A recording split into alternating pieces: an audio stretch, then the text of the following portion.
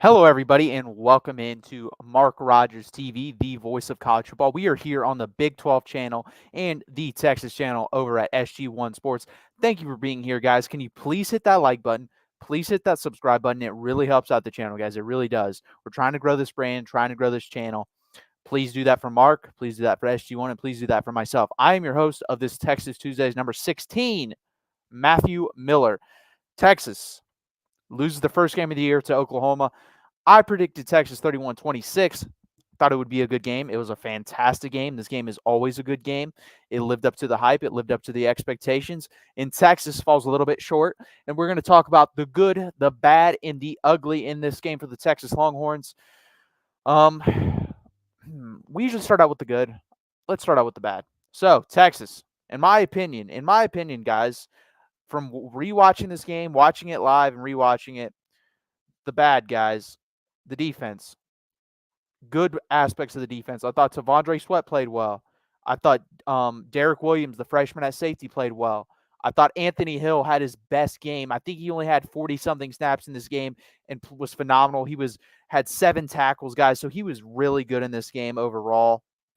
There was Anthony Hill had 8 tackles. So flying around the football on 47 snaps and getting 8 tackles for Anthony Hill. Is there sometimes this kid is lost? 100%. But other times he's making spectacular plays, and he makes up for it with elite athleticism when he is lost. So great job by Anthony Hill. Gunnar Helm, great game. Great game. 44 receptions, 67 yards, a touchdown. So great game for him. I don't have any complaints. I thought if he did step up, he wouldn't even be that good, but he was good in this game. Even if you take away the wide open touchdown, he made plays. The 4th down conversion with Savion Red, great job by him. But defense overall, not great. It just wasn't great, guys. And we got to work on some things. The missed tackles in this game, there were some missed tackles in the Alabama game as well. Tackling an open field and open space leads to yak, and that leads to points for other teams. So we need to control that and keep up with that and get better at that. And then not enough consistent pressure. Dillon Gabriel was only sacked once in this game. We only had 5 tackles for loss. We have to disrupt with the front we have. Byron Murphy did not have a great game. He kind of got manhandled. Tavondre Sweat did have a good game, but the front needs to be better. The edges need to be better. The rush lanes need to be better. And I talked about in the Alabama game, guys, I said if the rush lanes weren't better later in the year versus a team that could run the ball with their quarterback, we would struggle. And we struggled. They weren't good in Alabama, but Jalen Milroe was thinking way too much in that game. He was. We made him think too much, and we saw what happened. If you have a guy like Dillon Gabriel who has seen it all, been through it all, this was really the last test for him is like a crazy environment like this, a very unique environment, then he's going to exploit those. And he was able to exploit those. The guy's a gamer. The guy is going to live in lore now in Oklahoma because of this game.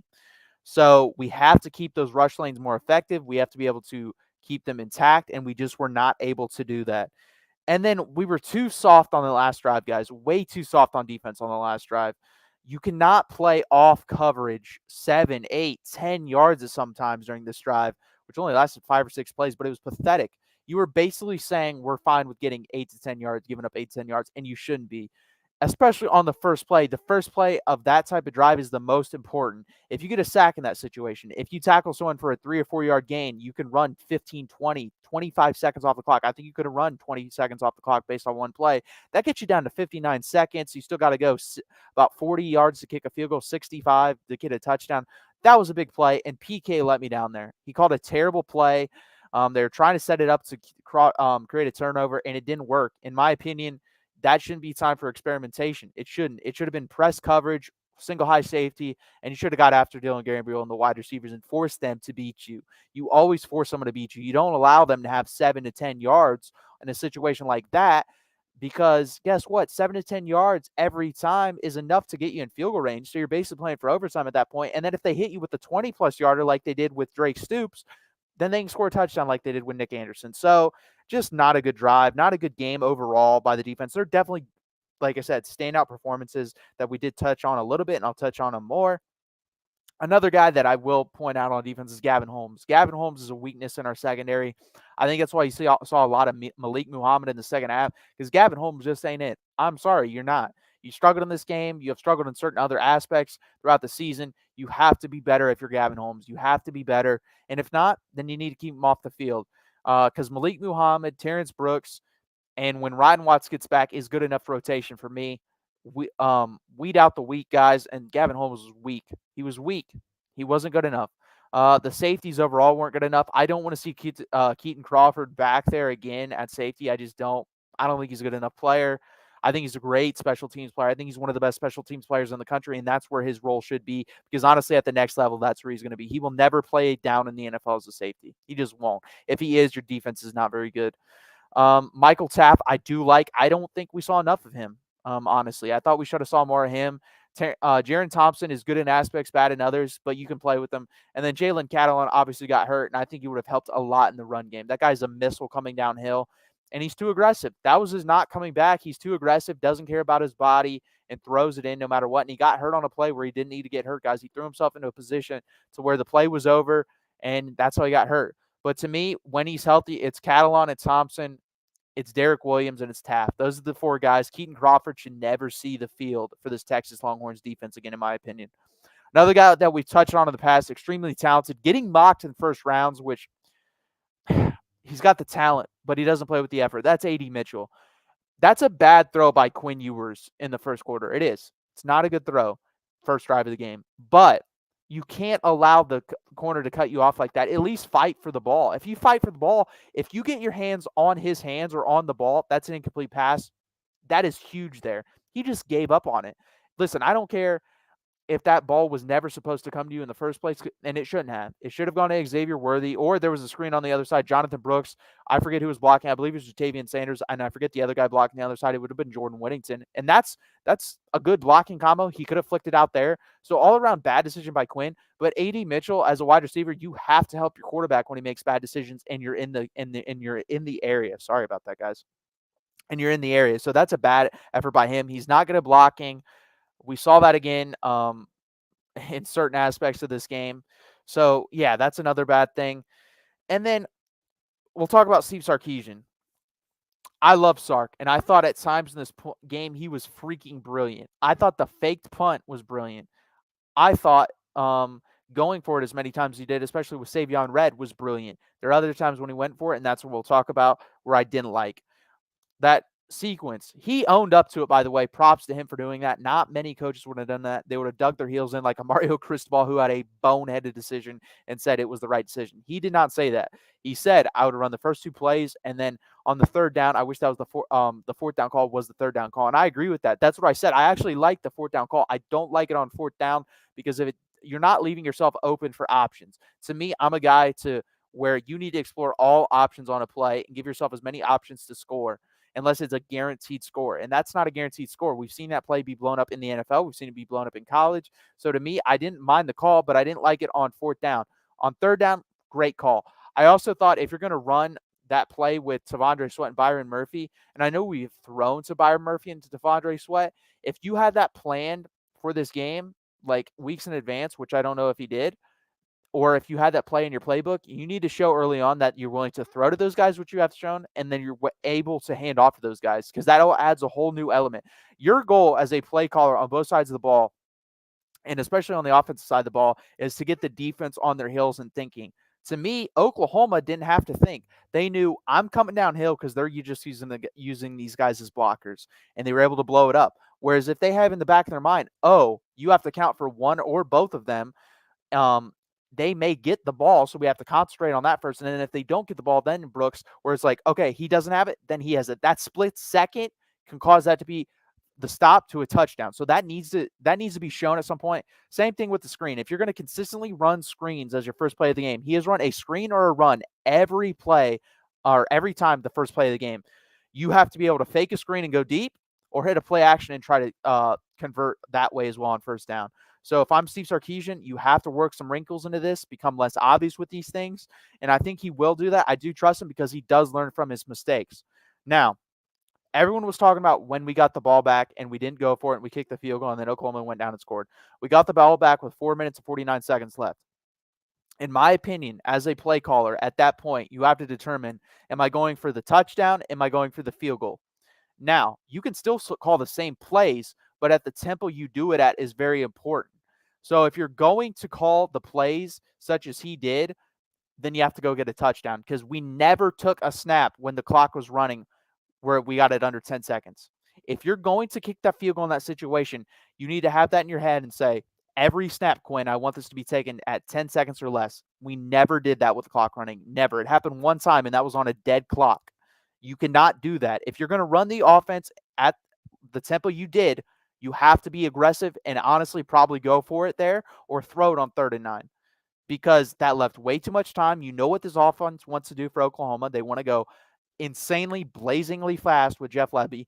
They don't run super complicated stuff when they go fast, but it gets you off balance as a defense, and that's what happens. So to me, he had to make up his mind, and he didn't make up his mind. He kind of played in between, and that's why we lost. That's part of the reason why we lost. Also, you played in between, and then when you got the ball back, you were so soft on defense. So those are the things, guys, that I'm just very, very not concerned about, but sad about, because that game was there for the win, even though we didn't play great. I thought we played a C minus D plus game, and I thought Oklahoma played a B game. So their B game definitely beats our C minus D plus game. I think our C minus D plus game can beat the rest of the Big 12 for the most part if they play their B game. It can't beat Oklahoma. It can't.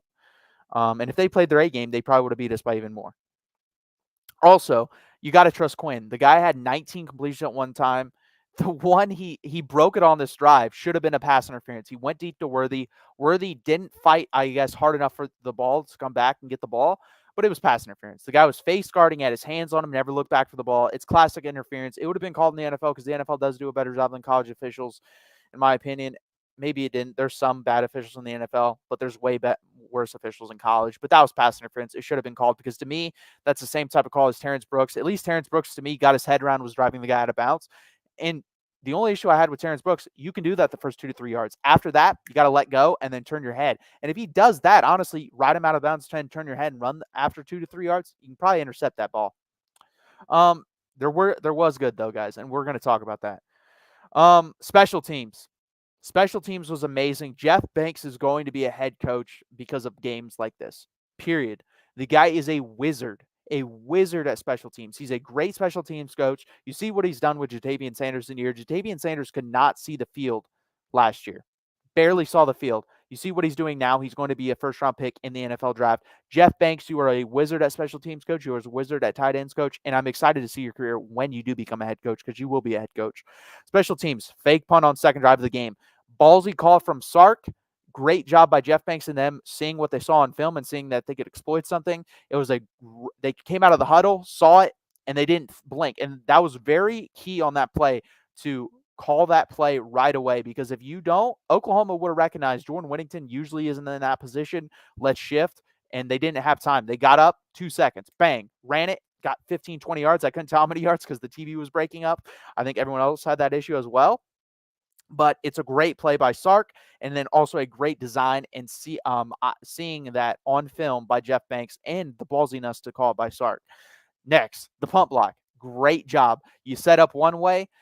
Late in the play clock, you come in a different way, attack. They shoot the gap up the middle. Keaton Crawford blocks it. Everyone was coming on that, other than I believe it was Worthy back there to return it. Malik Muhammad picks it up right away, scores a touchdown. Great job there. And then there was a potential wrinkle on the first kickoff. I noticed this because someone tweeted out on Twitter.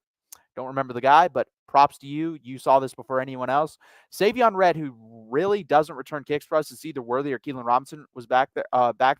Savion Red was back there. And Savion Red was back there because he can throw, as he showed on the 4th down conversion.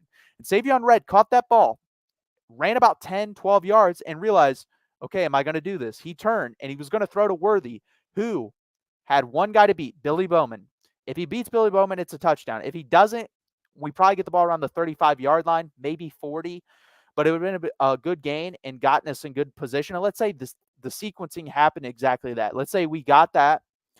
We get to about the 40, and then Quinn Ewers does throw that interception. That's around midfield, so it makes them drive even further, guys, show more plays. It's a big play no matter what, even if that interception still happens. And if it doesn't, then we're probably getting a field goal or maybe a touchdown on the drive. Most likely a field goal because, again, the red zone things rear their ugly head. So that was a good thing. Another guy, Jonathan Brooks. Jonathan Brooks, I said this, and I'm going to keep saying this. I told people Jonathan Brooks was going to put up better stats and have a better career at Texas because of the scheme, because he's a very good running back, and because of the offensive line. He is going to do that. He is going to be better statistical-wise than Bijan Robinson. He is not a better player. Bijan Robinson is all-world type. Bijan Robinson is a top 10 draft pick in the NFL draft when running backs are not needed type. Jonathan Brooks is not that. Jonathan Brooks will probably be a second-round pick. Jonathan Brooks is very good in everything else. He's a good running back. He's not an all-time running back like I think Bijan can be. He was that in Texas. I think he'll be that in the NFL. Next up, I mentioned these guys a little bit earlier. Derek Williams, Anthony Hill, Gunnar Helm. Great game. Great game. 3 of our 5 or 6 best players in the whole game. Anthony Hill in his 47 snaps had 8 tackles, flew around the ball, made up for his mistakes with the speed and athleticism. When that guy completely figures it out, because he will, he's going to be a first-round NFL draft pick. It's insane to me that someone can see 47 snaps, have 8 tackles, not really know what they're doing. That is insane to me. That is rare athleticism at the linebacker position. I think the comps are fair with Micah Parsons and him. I think that is very fair. So I think he's got a chance to be otherworldly special, guys. Another guy, Derek Williams. When he was on the field, I felt more comfortable than when any of the other safeties were on the field. He's going to be a really good player. And I think you're going to have to play him more. And I think after the bye week, you're going to see both these guys play a lot more, especially with Jalen Ford struggling in that game as he did. Gunnar Helm. If we're going to run 12 personnel, I want him and Jatavian Sanders out there. I know he likes Malik Agbo, the offensive guard, out there to sit out there for 12 personnel for the blocking. But honestly, it adds more to your game plan. You can throw out of that more. You can't really throw that with Malik Agbo. And if you're going to show that with Malik Agbo out there with Jatavian Sanders, then you need to throw to Malik Agbo once or twice to keep the defense honest and on their toes. Again, as an offensive coordinator, you want the defense on their heels, not on their toes. And in this game, Oklahoma was on their toes constantly for the most part. There was certain aspects where I did like what Sark did, but overall, not his greatest game. Not his worst game, though. I'm not going to say he lost the game because I don't think he did. Quinn Ewers, after the 2 picks, 19 straight completions. Guy was balling. He broke the Red River rivalry. Second half, he was amazing. He showed his NFL draft stock there. Got off to a slow start, and as this team has gotten off to a slow start, again, we can get off to slow starts versus Wyoming's, Rice, hell, Baylor's, Kansas. We can't do it versus a top 10 team, top 7 team, in my opinion, in Oklahoma. That's what I think they're going to end up being at the end of the year. So you cannot do that versus these elite teams. Honestly, he could probably do that the rest of this year, other than probably Kansas State. And then if we do get to the Big 12 championship game, that game. But he has to be better. Just not for us guys, but for his NFL draft stock. He has to be better in the first half. So we touched on the good, we touched on the bad, and we're going to touch on what I believe we need to work through, guys, on the bye week. Let's do that right now, guys. So the bye week. Red zone. Guys, we were 1 of 3 in the red zone in this game, and that's what cost us the game. Oklahoma was 6 of 6. And this has reared its ugly head. I believe we're in the hundreds in red zone efficiency. Sark is moving us very well in the 20s and then stalling in the red zone. I'm going to list multiple reasons or multiple ways that I think we can get better in the red zone. One, I think we need to line 3-by-1 formations a lot and use Jatavian Sanders and Adonai Mitchell in the 1 and throw fades and jump balls. I think that will help. I know they're not high completion, but those guys are better than 50-50 at that position at catching the ball in those certain situations, so I would do that. Other solutions to this, I would run that Xavier Worthy play. That was the first time we saw it. Run that more. I think that will work, especially if Jordan Whittington out there blocking. I would say Jonathan Brooks in a heavy set, tossing the ball to him would also work. Those are some keys to me. You just have to do better in the red zone, guys. I'm not saying you have to be great. I'm not saying you have to be a top 10 offense in the red zone, but I do believe you have to be better, and I believe like 103rd in the red zone. If we can get into the 80s, I think this team can compete and win a national championship. If they don't do that, then we'll probably win the Big 12 and get absolutely blasted in the playoff, or may not even win the Big 12. So we have to be able to get better in the red zone. Sark, this next thing, first down play calling. We have to get better. We have to be more inconsistent there. We're way too consistent throwing screens or running the ball on first down. We need to see more play action. We need to see more deep shots there. We need to see anything, honestly. Just throw the ball past the line of scrimmage. And then if you are going to run, do something different the way you run. It's always inside zone, honestly, on first down. So just be better on the first down play calls. Get you more yardage there. If you can get 4 to 5 yards there, then that makes every other down easier to convert. So please do that from Steve Sarkisian. Throw more, in my opinion, on first down would be the main thing. And then defensive communication. We've seen multiple times this back end get beat deep. In this game, it didn't rear its ugly head until the end. It didn't get beat deep, but it got beat in a key situation where there was no communication. There was a point. There was a point by Jaron Thompson. That is not enough. You need to be able to point, yell at David Benda and say, you got him. And then, again, you need to say that at least twice. You need to say it at least twice because it can cost you the game like it did. Honestly, guys, if we cover that well, Dillon Gabriel is either sacked to end that game or that is an interception.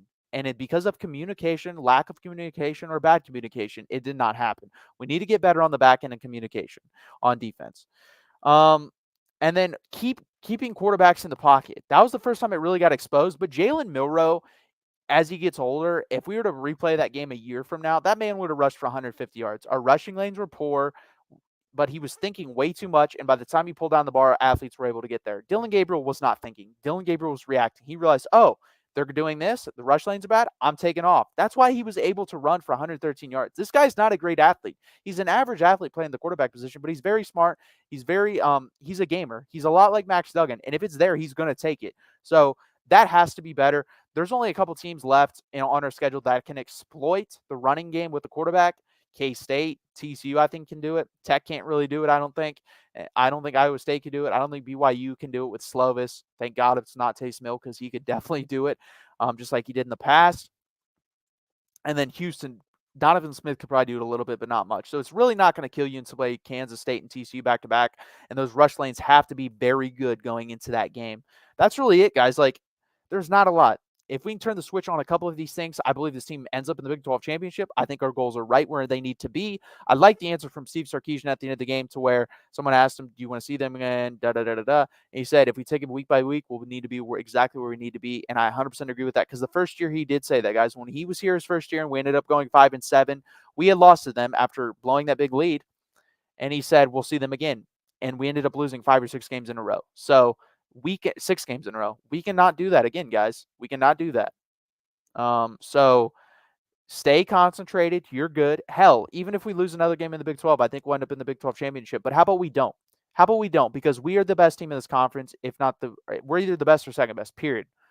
Talent-wise, execution-wise, everything. We're the second best. Right now, we could be the first. Just stick to the play to your capabilities, and you'll end up at where you need to be, and then take care of business. Because I think if we play our A game and OU plays our A game, we're better. We just have to match their game. What I mean by that is they play a B game, we at least have to play a B game. They play a C game, we have to play at least a C game. We have to match them. We didn't do that. We didn't. They played a B game, we played a D minus or a D plus C minus game. In a grade level here and there versus other teams, we can get it done. We can't do it versus a top 10 opponent. We can't. If we want to win a national championship, we cannot play like that versus Michigan. We cannot play like that versus Georgia. We cannot play like that versus OU. We cannot play like that versus Alabama because we played much better in that game than we did in this game. So on and so forth. That may work for 15 through 133 teams, but 14 and up, I don't think it's going to work. And those are the teams that you're going to be competing for a national championship with if you play to your capability. So that's really all I got for you guys. I appreciate you guys being here. Please hit that like button. Please subscribe down below. And before I leave, guys, if you're going to go and to a game, go to ticketsmarter.com. Use code BIG for $10 off a purchase of $100 or more. And then use code BIG20 for $20 off a purchase of at least $300 or more. Guys, I really appreciate you being here. Please hit that like button. Please subscribe down below. I will be back Saturday. Or no, I will not be back Saturday. You will see me next Tuesday, again, previewing Houston. And then next Saturday, you'll see me for the Houston game. Guys, it's been awesome. Please hit that like button. Please subscribe. We're growing this channel. I'll be back after the Houston game, guys. And as always, no matter what, it's Texas Tuesdays here live with Matthew Miller. I will be here live every Tuesday throughout the season, probably in the offseason as well. So please hit that like button. Please subscribe below. Thank you guys for being here, and hook 'em as always. It's 803, guys. And OU still sucks, even though we lost. They're a good team, but they still suck.